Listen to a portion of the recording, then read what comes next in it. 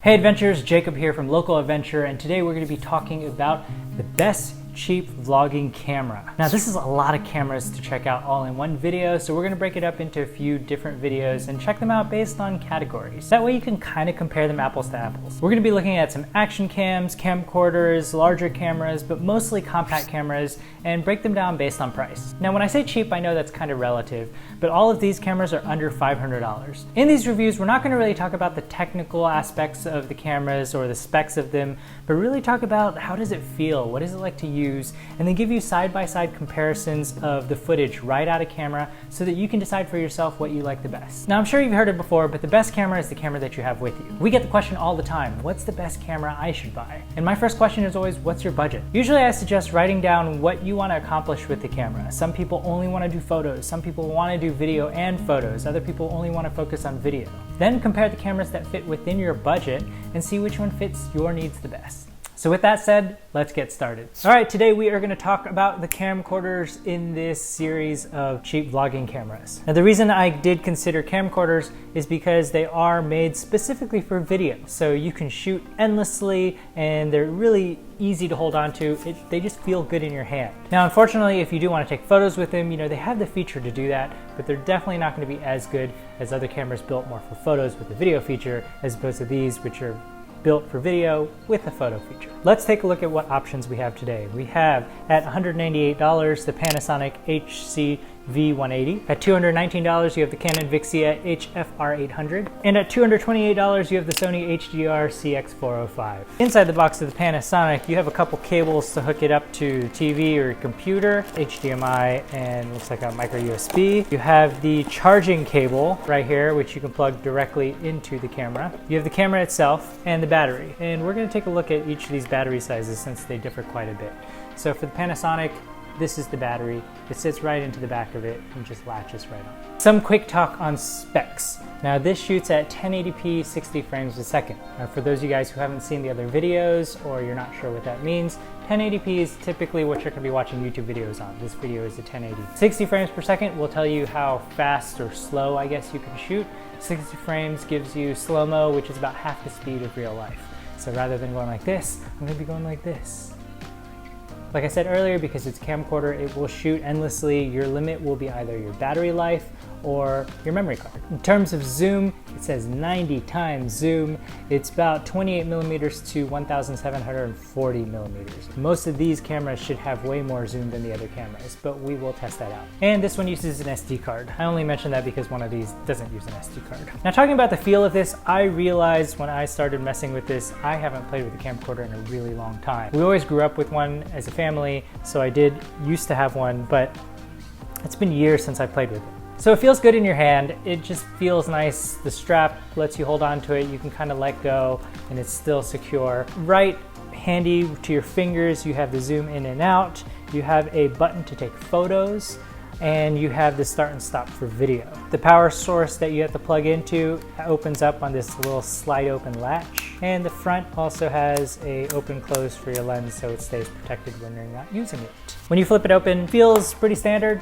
Flips open, you can flip it back and forth for whatever you want. There is an AV cable. I don't think that's for a mic. It's for if you want to plug it into other devices to play. You have the USB's HDMI, you have a power button, you have a seesaw, which I think helps you make sure that it's level. It's just something that you can turn on and off. And then you have the play button or record button. One thing I did notice when I was going into these is that the menus are really different than what I'm used to either on a DSLR or a point and shoot camera. They all took me a while to figure out how to format the card and make sure that the settings were right. One thing about this Panasonic menu is everything is right on the left side of the frame, and it's really narrow, the area that you have to press back and forth. Now the buttons that are listed top and down aren't too hard to miss, but even with my small fingers, I have a hard time with left and right to get exactly what I want or make sure that which direction I'm pressing works out. So that's a little bit irritating, and I can imagine if you have normal size hands, bigger hands, that this would be really frustrating to use. Next up, let's look at the Canon Vixia. Inside the box, similar to the other one, you have a cable to hook up to your computer, you have an HDMI cable to hook up to a TV, you have the power cable, which is a lot bigger, but it does fold away. Then you have the camera itself and the battery. Now this is the fattest battery of the three, and from what I understand, it doesn't give you any extra battery life. So compared to the Panasonic, which I'll pop out here, it's about almost twice the size. Just like the Panasonic, it sits right into the back. And let's talk about a couple of the quick specs. Now it shoots 1080p, 60 frames a second, just like the other camera. This lens says 50 times advanced zoom. Apparently the lens is about 38 millimeters to 1232 millimeters, very odd number. And this uses an SD card as well. Now talking about the feel of this camera, it does feel a little bit nicer than the Panasonic. Something about the way this strap is built, it's a little bit fatter,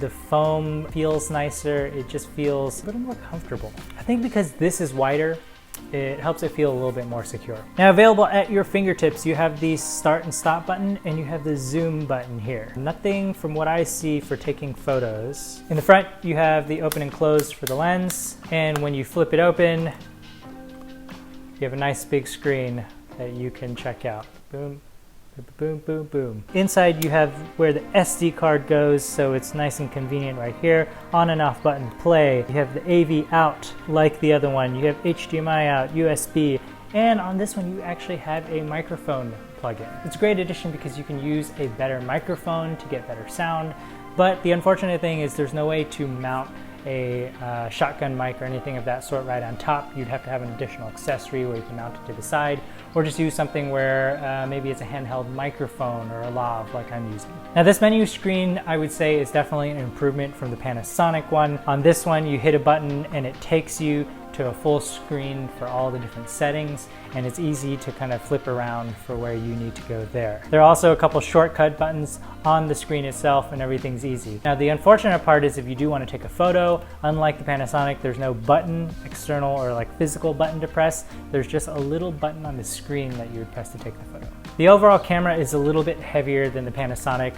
My guess is because of the battery. I would say it's about maybe 10-20% heavier. But again, nothing overly heavy, nothing too bad. What's interesting is because the battery is a little bit bigger, it gives my thumb a nice place to rest, just because sometimes this feels a little bit small when it's like this. But again, you know, my hands are small already, so I'll be interested to hear if you guys get this, what it feels like for you. Lastly, we have the Sony camera. In the Sony, you have a HDMI plug-in, and then you got this charging device, which is a USB receiver, or the female side. And for me, when I was trying to charge this up, it took me a minute to figure out what to do. I actually had to open up the instruction manual, and partly because I thought I was missing something in the box and didn't look very closely at the camera. But what's interesting about this is they build in the USB to the camera itself. So it's tucked into the strap. You pull it out, so when you do want to charge it, you just plug in that male side to the female side right here, plug it into the wall. Now I'm assuming that's built that way so that you can directly plug this into your computer as well when you need it. I don't know that it's that much more convenient right now, but it's an interesting concept. And also, of course, you have the camera and the battery. Now this battery, in comparison to the others, is the smallest. It's this little guy right here. Now compare that to the Canon battery or to the Panasonic battery. This one wins by far. Now the Sony shoots 1080p at 60 frames per second, just like the other two, so all three are comparable in terms of the video quality. How it actually looks on screen, we'll see in a minute. This one says about 60 times zoom, and the lens is about 26 millimeters to 804 millimeters. Now this camera uses a micro SD card, which is right here, and I don't know why, I just don't really like micro SD cards that much. I think I tend to lose them, and plus because my MacBook has an SD reader, then I have to carry around an additional adapter. It's just preference. Now talking about the feel of this camera, the first thing I notice is how light this thing is. Partly probably because of the battery or whatever they build inside of it, but it's incredibly light. I would say it almost weighs a third of what the Canon weighs, and you know, a little less of the Panasonic. I don't know, do math. Now does light mean good? I don't know. None of them are incredibly heavy by any means, but this one just feels like I'm almost holding nothing. I don't know if that's good or bad because sometimes light feels cheap, but I just wanted to point that out. Now on this one, the strap feels okay. Because you have the USB plugged in here, it feels a little more rigid. I guess I would say I like the Canon strap the best, this one second, and the Panasonic last. The leather of this does feel nice against your hand. Now available at your fingertips, you have the zoom in and out button. You do have a photo button on the top of this, which is nice, and then you have the start and stop button on the back. And on the front, you have open and close. When you flip it open, it's super easy, it's very clean. There are no buttons on this side of the camera, unlike the other two. You open up this flap to plug in your USB and put the SD card in. They also have an external plug-in right here on this side, in case you don't want to open this up. Now the screen on this one doesn't take up the entire space. The Canon actually utilizes this space a lot more.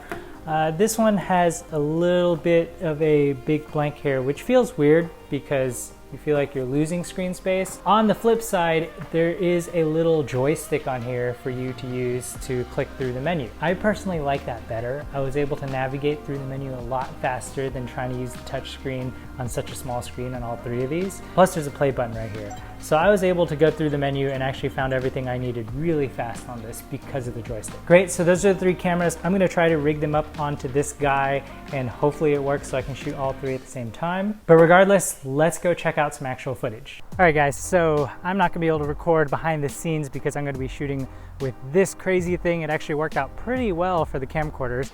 Not able to use the flip screen on one of the cameras, but I'll be able to glance at it at an angle to make sure that it's in. So let's check out the footage. All right, so we're gonna start this off on the side of the road like we have all the other ones, just because there is a lot of ambient noise here, especially from the traffic that is driving by. I can see the screen on the Sony and the Canon, and I'm trying to stay somewhat centered on both. The Panasonic, I'm kind of having to look around the corner, so hopefully I'm in screen there. First thing I notice is Sony has a much wider lens, which if I'm trying to vlog for myself, Canon's a little bit tight. And I'm at the widest setting on all three cameras. So I'm just gonna walk this way a little bit. It's kind of windy out today as well, as you can see with the hair, and you'll hear the cars going by. So hopefully this is enough for you to see how it does with sound, how it does with some lighting. This was backlit, not really though, because it's a pretty cloudy day today, so you're able to get a pretty equal exposure all around. Obviously this way it's a little bit better. So we were not gonna be able to test that today, but otherwise you're able to see the sound, you're able to see, or I guess hear the sound, and see the quality of the video, see where it is wide. Next up, let's try zooming in the cameras. I'm just gonna pick one point and try to zoom into it with all three cameras to see how far it gets. And we're gonna have to pick a pretty far point for these because I know these cameras are supposed to be able to zoom further. Now there's a cell tower really far in the distance, and that's what I'm gonna aim for.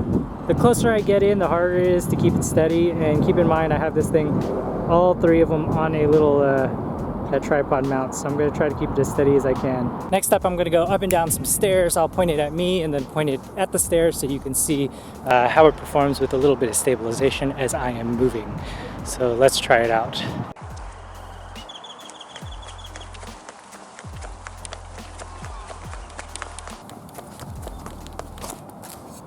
And back up.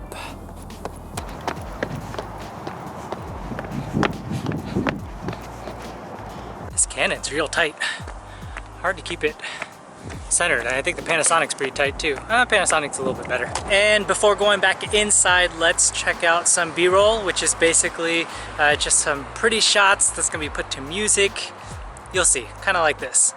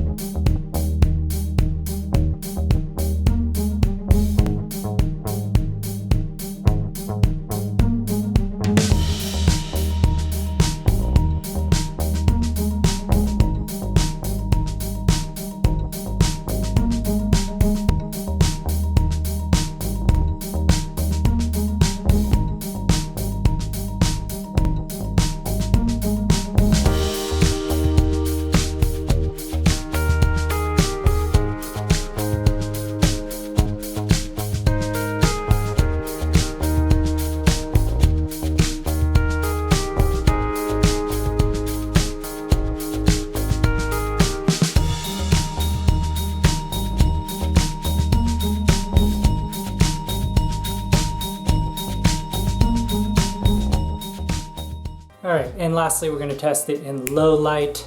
We are in our bathroom right now. If you haven't seen any of the other videos, this has been our standard for it. Still can't see the screen, just wanna make sure I'm kind of in it.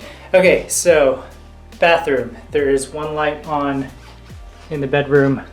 That's the only light coming in. Sorry, it's a little bit messy in here. So just wanted to show you that. Let's see how long it takes to focus. I just went out and came back into the shot. And yeah, I mean, this is what it's like with low light, a little bit of an echoey room in terms of sound wise. And I will turn on one more light. One more light. Boom. Okay, so now there's a little bit more light in here. As you can see, makes a pretty big difference because obviously that light now is right over there. To test that out. So there it is. All right, now that you've seen the footage, what do you guys think?